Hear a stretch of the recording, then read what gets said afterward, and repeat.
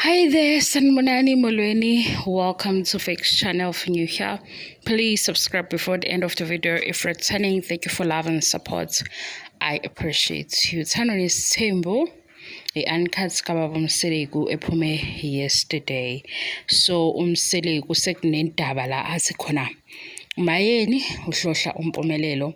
So umpomelelo sekunezinto angayiboni kahle isho umseleku angazilaleli. Ngizobuyela-ke kwi-episode ngokuphelele. Kodwa la sizokhuluma indaba yomama namadodana abo, umfana noma wakhe, umfana nogogo wakhe. Guys, khona lento le yayiphuma ku-Chappies. Mangabe u-Chappies le yayithi, did you know? Ngizophendula lento ukuthi, did you know ukuthi umseleku enesithembu nje i-vision yomuntu owumama. Le vision yomuntu owumama uGogo Flow. uGogo Flow umuntu wesifazane. Ubaba Mseleka ngimkhumbuli kahle because ubeleselwa kakhulu uGogo Flow. So uGogo uFlow ugogo kababa Mseleku. Baba Mseleku wakhuliswa ugogo. Mayikhuliswa ugogo shisa kwaba nesikhathi la ugogo engasabi khona kwaba khona uma wakhe. La bantu ababili ababalekile empilweni kababa Mseleku labantu ababili futhi akabaphilelayo. Kodwa ke lo wokuqala kuugogo uyena wakhuluma naye isithembu. Asiyenze kibe deep lento. Umseleku isibongo esisemseleku sibuya kugogo. I-vision yesithembu kusukela ekukhuleni kwakhe uyikhulume nogogo. Ugogo ke udlala i-role yokuba umama kuMseleku. Ase uMseleku wakhula nokuthi ke izinto azozenza uyobezenza egcina efezekisa ama-plans amaphupho abebenawo noGogo Flow. Kungaba ubuxoki obuphindaphindiwe ukuthi umuntu okanjalo sizomuzwa mayisethi kwezakhe izingane omama ababalekile amazwi omama bazo awabalekile okubalekile okushiwo yena ekhona amakhosikazi akaMseleku ngisho uMseleku ewabonga la ku social media umuntu ozovela uGogo Flow. Isibongo esibaleke nje uGogo Flow uhlonipha uGogo Flow uphila amaphupho akawaxoxa noGogo Flow into eningi nje from season 1 to season 8. Season 8 ke ukuthi social media ngoba usukhona kulezi ndaba zaMseleku ukhona abantu into abayibuza mabeyibuzisisa saqala ke sabona la sekuncipha ukuthi uGogo Flow nani kodwa umzumbe wonke uGogo Flow. Kuke kwaba khona i-episode la mangabe khona belate kwiphathi yengane because beyobona uma wakhe. Ngayisho ke lento ngiyayiphinda ngathi uMseleku yena kuqala ukuthanda kwakhe uma wakhe namakhosikazi kufanele afunde kena ukuthi umuntu owumama ubalekile. uGogo Flow ubalekile kuMseleku njengoba nezingane zakhe zabafana zizokwazi ukubonakala ukuthi zizokwazi ukubona ukuthi omama baze babalekile kuzona. Bengangaba nemali njengomseleku kodwa ingane ngeke izikhohle ukuthi noma sigula umuntu ohleze ekhona umama. Masenze ukuthina umuntu okhona umama. So uma kugula umama ingane ziyathinteka.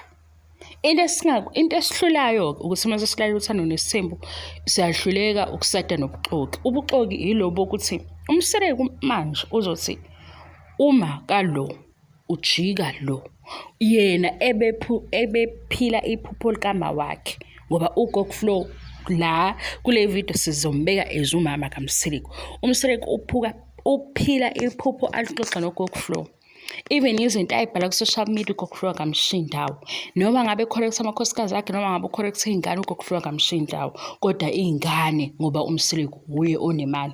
uMseleku uye okufanele ukuthi athi xhumani gxunywe zizojikela omabazo. How? Bengithi ke did you know did you know ukuthi kwaMseleku sibongo esikaGogo Flow umuntu omkhulu lapha yana umama.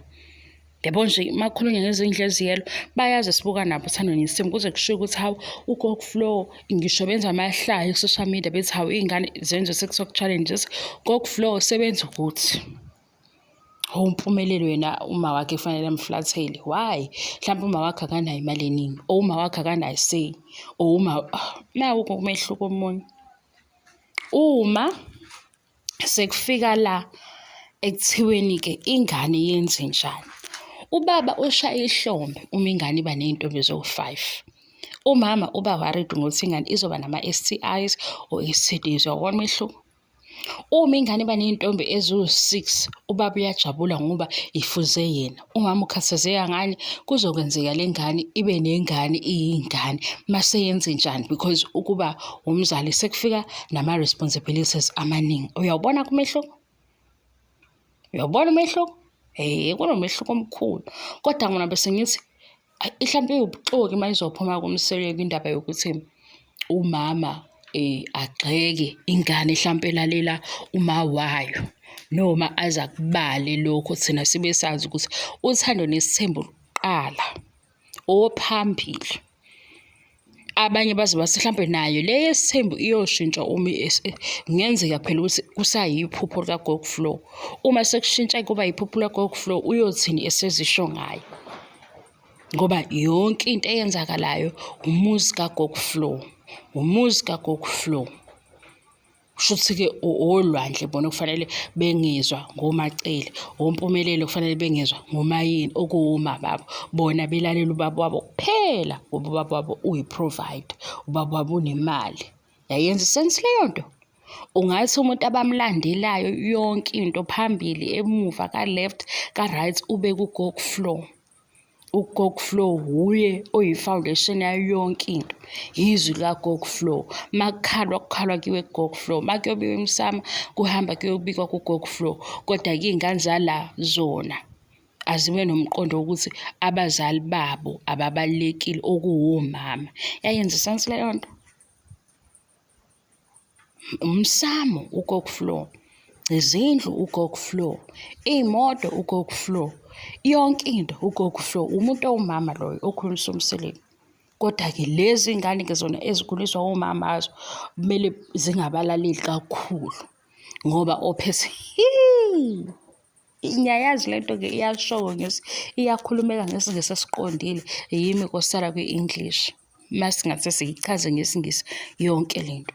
Umsamo uGogo Flow, izindlu uGogo Flow, kwenziwani emzini kaGogo Flow. Kodwa-ke olwandle shuthi bona kufanele bengalizwi izwi lamacele. Ngobani? Ngoba yonke le nto le ebalulekile ile efuna umseleko. Wow, aze kubona ubuxoki obunje. Noma mhlawumbe uyebona ngathi asizwa yini ukuthi isibongo sikaGogo Flow, ikhaya likaGogo Flow. uGogo Flow ubani? Umuntu owumama, ugogo, umama wakhulisa umseleko. Kodwa kahle kahle ngathi ugogo wakhe, angisazi noma ngiyadideka yini. So kuzokwenzeka kanjani-ke awakhe amakhosikazi uma eseba ney'ngane azingabe sisabalaleli omama, kodwa lo wakhe hawu.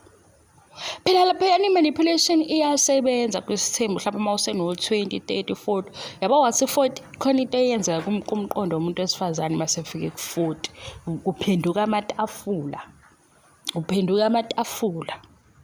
kwababa nenhlahla-ke yokuphenduka, bekuphenduka amatafula. Kwabanye abaphenduki, kwabanye ngempela bayalahleka i-identity yabo bangayazi, aphilela ukuthi useva iphupho lo muntu omunye, kodwa lo muntu ambukayo yena ezokwenza izinto afuna ukuzenza, yena aseve nje kuleli phupho because umuntu loyo umbone nje into emfanele ukuseva iphupho. Engabe sayibona yena izumuntu, engabe sayibona yena ukuthi ufunani enye, yini azoyenza enye azenzele yena, fanele aseve iphupho.